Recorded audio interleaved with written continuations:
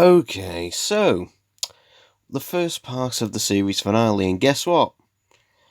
I forgot that Doctor Who was on again. I know. 2 weeks in a row. Was it? No. Second time this series, I completely just forgot it was on. So, to be honest, I'm not sure what to think of this story because obviously this is the first of a two-parter. So I'll just give my initial thoughts after just watching the episode as I normally do. And it wasn't bad. It was actually decent and enjoyable. However, this is all a lot of setup, but unlike Chris Chibnall's previous two-parter, stuff actually happens in this episode. We've got everyone being obviously pursued by Cybermen throughout the episode, and then we've got hints of what the fuck is going on with a baby that is found, and then turns out that the baby grows up into a guy who becomes a police officer who can't die, just like Jack, and then gets their memory wiped or killed or something at the end of this episode. It's just a bit odd, but obviously it's going to have something to do with Captain Jack, who will presumably be in next week's episode, because in this week's episode, spoiler, I'm just going to spoil things, we get the return of the Master, which you kind of knew he was going to return in the series finale. So yeah, this episode is a little bit of all over the place in terms of what its structure is, because for the most part though, it is pretty decent of a nice flow of, let's not just wait around for stuff, let's actually get shit done. I was a little bit worried with the opening bit on this, watching this baby grow up into a young boy and then a man, that the episode would spend too much on that. Thankfully, it didn't. And we didn't have to wait long for the Cybermen to actually appear in this episode, so it's not one of those things where, an episode where who the villain and the monster is, but you have to wait until the end of the episode. This one, no, we do get some X, and we have the return of the Cybus designs, more particularly the closing time variants. And I think it's just because they probably looked in the prop cupboard and just saw, we need some Cybermen that are being beaten up that are made to be look beaten up during a war, a cyber war. Then sure, why not those? But to be honest, the cyber war kind of gets confusing. To be honest, and the reason is because is this the cyber war that was first referred to in Revenge of the Cybermen? Because if so, things don't really line up in that way. Or is it a different cyber war? Who fucking knows? But whatever. And also we get a confirmation that the lone Cyberman is a cyber leader, and something we couldn't really see in last week's episode, but I do like the fact that bits of the handlebars you can actually see are actually black. In the top two corners, it is actually black there. So perhaps they were entirely black at some point, and bits are being replaced and everything. But yeah, it looks like this Cyberman, the lone Cyberman, or whatever you want to call him, was possibly a cyber leader, or was going to be a cyber leader at some point. For the most of this story, we're just seeing, obviously, the three Cybermen you can see on screen here.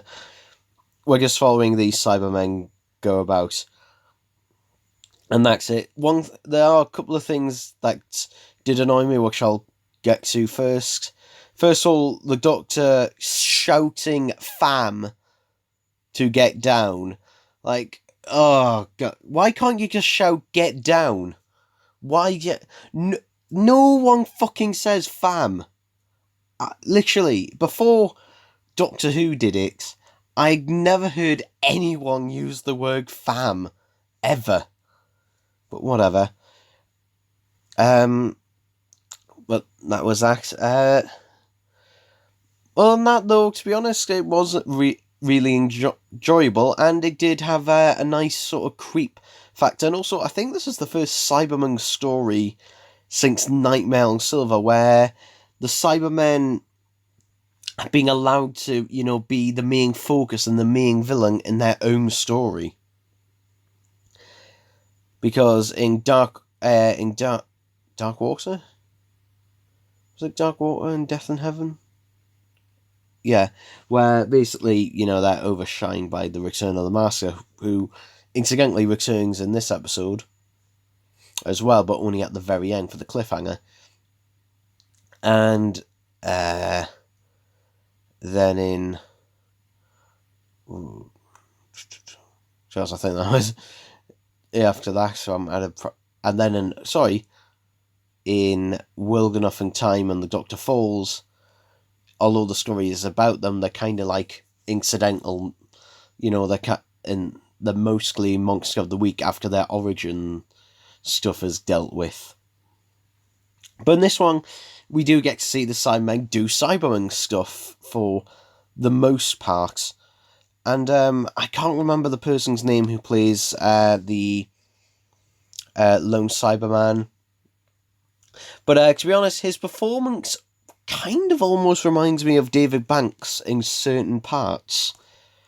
It's a sort of grandiose cyber leader kind of thing in that.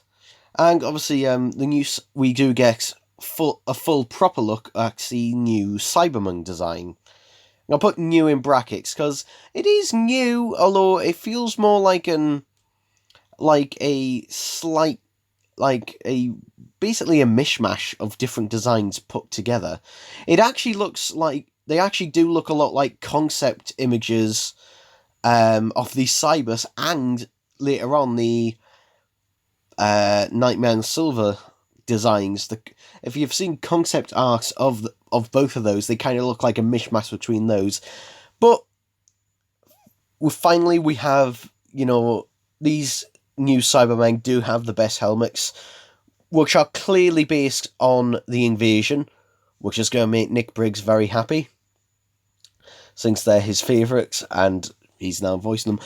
One thing I did actually notice during one of these scenes here, where we've got the two Cybermen here, you see, on the far left and far right, the Cybers design ones. I don't know if this was this couldn't have been a mistake because they move their heads when they do this, but whenever they talk, the lights in the mouth section do not light up.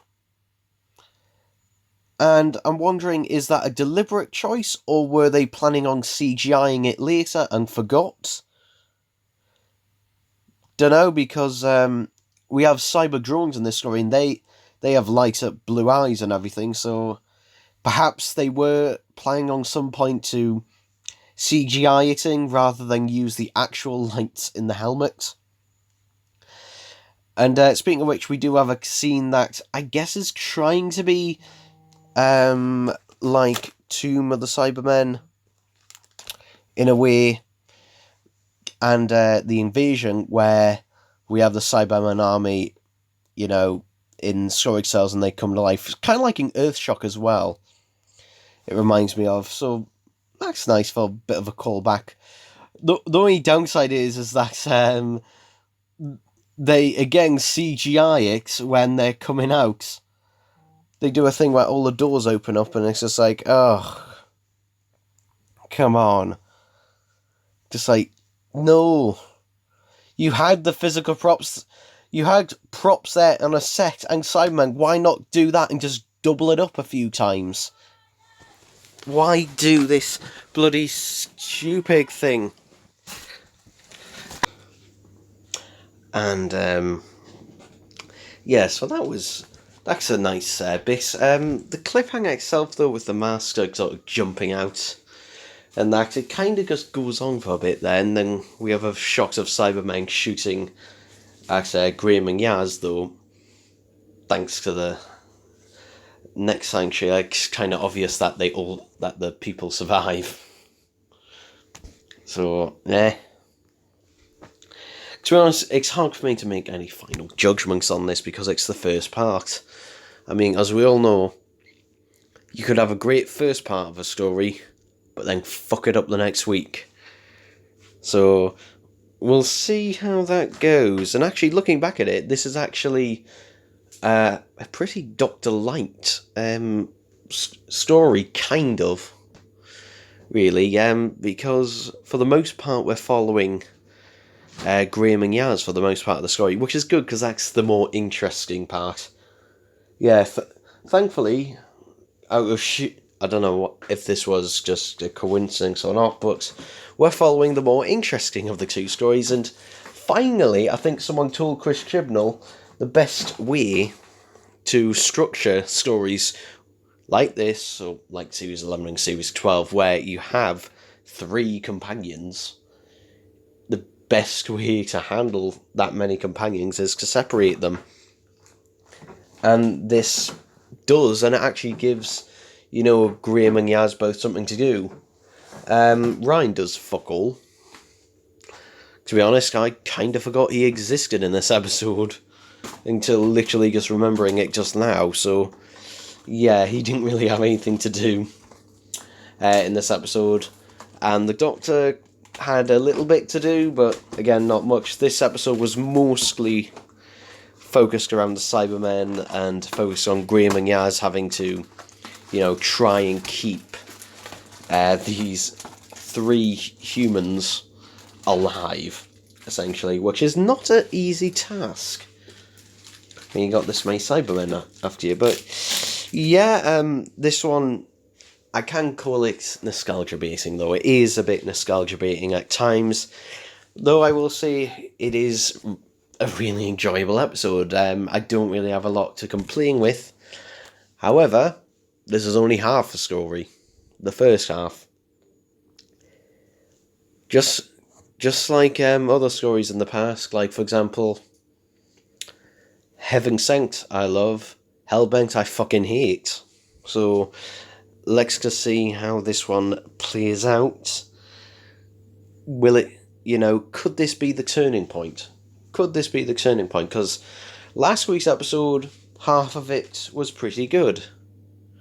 The other half was a bit boring, but the other half was pretty good. This one, I wasn't really bored at this one at all. I never stared at my phone once to check the time. No, this one I didn't find boring really at all, apart from the first 5 minutes. But that was a necessary bit to give a bit of exposition into something that, to be honest, will probably be a disappointing outcome. Or just a crap one that I'll not like. But yeah, again, it might seem that I'm skimming things a bit on this, but to be honest, I can't really give a full final thoughts on this.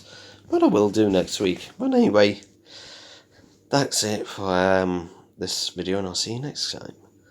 Bye bye.